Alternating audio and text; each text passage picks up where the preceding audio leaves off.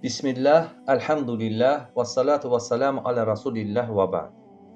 Həyatı boyu ibadət və təqva nümunəsi olan Rasulullah sallallahu aleyhi və səlləm.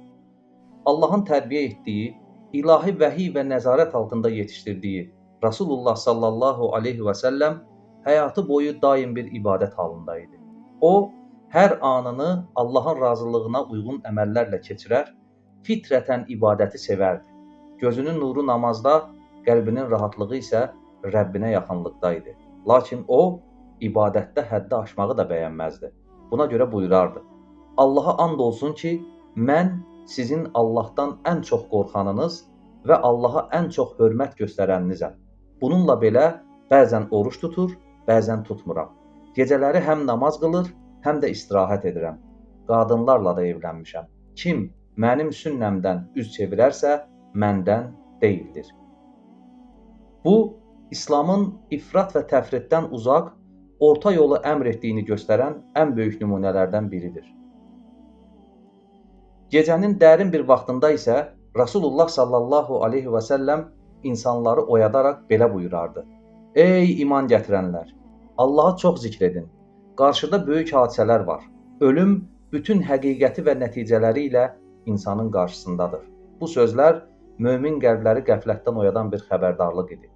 Məkkədə əmisi Əbu Talib ondan tövhid dəvətindən əl çəkməsini istədikdə isə Rasulullah sallallahu aleyhi və səlləm Allahın dininə olan möhkəm etimadını ifadə edərək belə məzmunda buyurdu: Əmican, haqq tək qalmaz.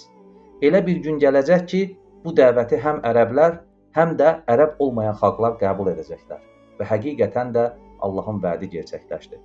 Başqa bir vaxt isə səhabələrinə müjdə verərək buyurdu: Allaha and olsun ki, bu din kamilliyinə çatacaq.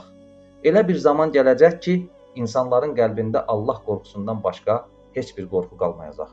Rasulullah sallallahu aleyhi və səlləm müsibətlərin də ilahi hikmət daşıdığını öyrədərək buyurmuşdur: İnsanlar arasında ən ağır imtahanlara peyğəmbərlər məruz qalırlar.